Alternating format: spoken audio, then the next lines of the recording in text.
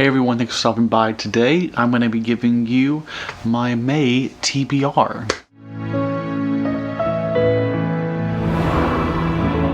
So this month I believe is going to be the Asian Readathon. So I filmed this before the Asian Readathon got posted, so I didn't have the prompts to work with, but after looking at the prompts, they do fit my books fairly well. The first two prompts fit all my books. We have read a book by an Asian author. All of my books pretty much do that. Read a book with Asian protagonists. Again, I'm pretty sure most of my books do that. And then I will update you on the other prompts when we get to those books. Let's start with the physical books that I have to show you. The first one is going to be This Is How You Lose a Time War by Amel, Almatar, and Max Gladstone. This won the Hugo, I think, for a novella last year, and is a time travel story that I don't know much about. I know it is apparently very complex and potentially confusing. I've heard mixed reviews, but honestly I do think it's something I'm going to love. I don't know if it was on my 5-star prediction list, but whether it was or not, I honestly think it's going to be 5 stars. I'll be surprised if it's not. I've been really wanting to get to it after I've heard such positive things, and since I love time travel so much. Next is going to be a reread that I decided I want to read after reading The Elegant Universe last year, and I'm all into cosmological science again, and it's called Parallel Worlds by Michio Kaku. Michio Kaku is an author who I haven't read as much lately because I found out that he's kind of a kook in some ways, but hold that thought for now. But this book is about the potential of having other dimensions, other worlds, a bunch of like very futuristic theoretical physics. Now that really, I think, ties into why I have a problem with Michio Kaku. Well, first off, he's like a proponent of aliens visiting Earth, which is just fundamentally unscientific, fundamentally unskeptical. That is an example of how he is a little spurious with his thinking. Well, I've read several books by him. I think you might see some up there that are really exciting, but I realized that he's less of a theoretical scientist, which is what I thought he was, and more of a futurist. There's two different things. Futurism and science, in theoretical science, is not quite the same, and he tends to delve more into the futurist mindset than the actual science, which is fun to think about, but it's not the same as science. It's much more in the normal science fiction, in my opinion. Recognizing that makes it much easier to understand why he could have ideas like, oh, we've been visited by aliens. Very spurious claims based off of very limited evidence. Nevertheless, I did enjoy this at the time, and I've been reading several books that talk about higher dimensions and other books and things like that, and I'm curious what this can add to the conversation. And while I'm not sure I'll love it as much as I did the first time, I do think it is the right time for me to revisit it and reconsider what it has to offer. And I guess also to figure out whether or not he's always been sort of a futurist, because I do think he's just sort of let himself slide into the futurist mindset more so. I feel like his older books were more focused on at least the science side and less of like the futurist side. This fits nonfiction. I guess that's enough talking about him. Next up is going to be Being Mortal by Atul Gawande. And this is also a memoir while also being science. It's about medical science. It is about the idea of death and dealing with death, particularly as a doctor, but I think for humans in general. I've heard great things about this book and about how it talks about death, and I think it'll be very, very moving and also very helpful to me on a personal level. I don't traditionally go to like self-help books.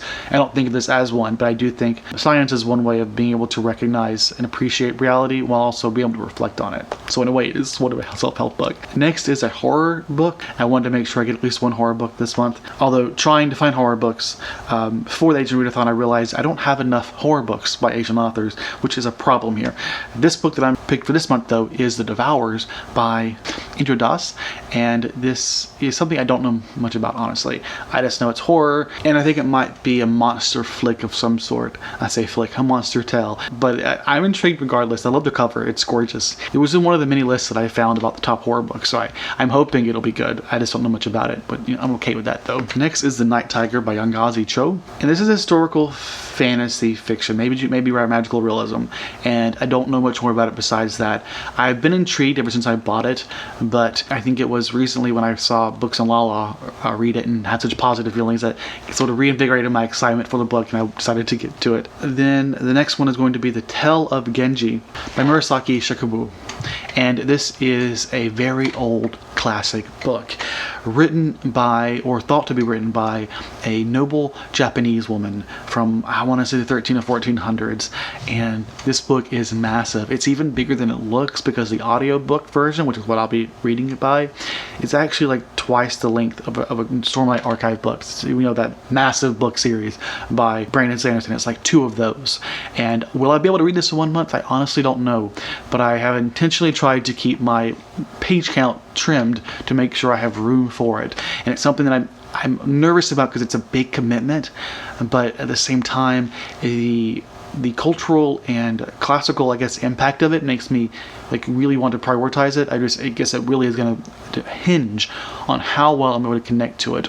I know it is a relatively new translation, and I'm hoping that the translation will mean that it's more accessible, but I really have nothing to go by in that sense. But it's one that I'm really excited to get to because of its length, its age, its cultural significance. Like these are all things that appeal to me, and I am really excited to try it out and also terrified. And before we get to the arcs, I will mention that I will likely still be reading Survivor by Octavia Butler. It is book 3. No, is it book 3 or 4? It's book 4 of the Patternist series, and this is one that I am reading in April, but I doubt I'm going to finish it before then. The Octavia Butler slow read we'll be discussing at the end of May anyways, so I'm intentionally sort of trying to slow it out, just make sure that I finish it around the time of that. And this one's one that's not on audio, so I'm actually having to take my time with it. Not that I don't take my time with others, it's just, you know, I'm a slow reader when it's not on audio. Now on to the e-arcs. First, we have A History of Scars by Laura Lee, which is a memoir written by I think one of the students of Roxane Gay. I may be wrong that she's a student. I know she's somehow been mentored by Roxane Gay. I think that was the main reason that I decided to request this arc way back in the day whenever I requested it. And it's coming out this month, I believe. Yeah, in May. If she's under the studiage of Roxane Gay, I have high hopes for the writing in this memoir, and I really don't know much about the author herself. Next is The 30 Days of Night by Zane Jacquard, and this is a historical fiction, I think. I really don't know much more about it. I know it's been fairly popular, I want to say, on BookTube. I know Zane is trans, but I've definitely been wanting to read Zane's book for so long.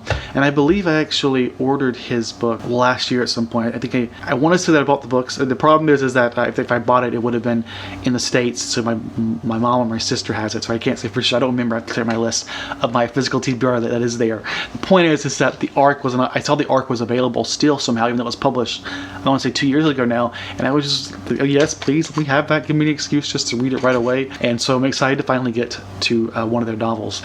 Next is You Are Eating an Orange, You Are Naked. And this is one that I first heard about because it was on the long list of the Canada Reads 2021.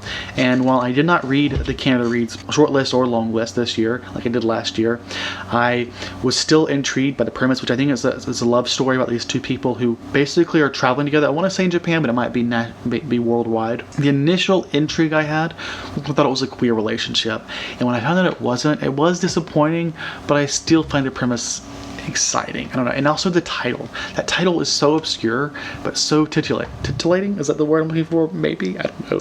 Intellectually titillating. Still sounds like I'm saying it wrong. I don't know. Josh should stop trying to use words he doesn't know. And then lastly, like I say I keep my numbers down, but you know, this list, how many books? Focus, Josh, focus. And lastly, the last book here I'm replacing. It's my anti-racist book of the month, and I decided, since it's the Asian Readathon, it makes more sense to read a book that focuses on fighting anti-Asian hate. This book is not on my TBR or an arc that I have, but I wanted to go ahead and read The Making of Asian America. And this has to do with that topic I just said, which is to say Asian hate, Asian racism, Asian targeted racism in America. I don't know much about it, but it was a book that I heard someone talking about, and I think this will make for a fascinating read that is very poignant considering all that's been going on. So to wrap up all the prompts, we can make any book work for Asian author, Asian protagonist. This is our book that is a non-US perspective. I won't count this as my nonfiction book since he is also Japanese.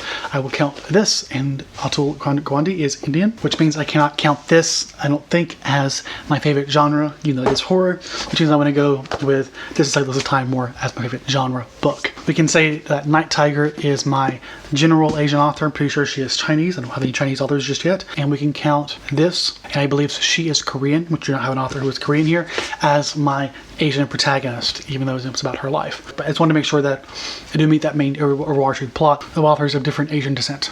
Okay, those are all the prompts. Let's get back to the regular scheduled programming. Those are all the books I'm reading this month. You know, I said I'm keeping it trimmed, but we're looking at 4,100 pages, which is a little bit ambitious based off the last couple months that I've been reading.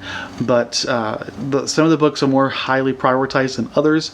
I definitely have several arcs. Maybe I shouldn't have mentioned them. Maybe I could just say, hopefully I'll beat them.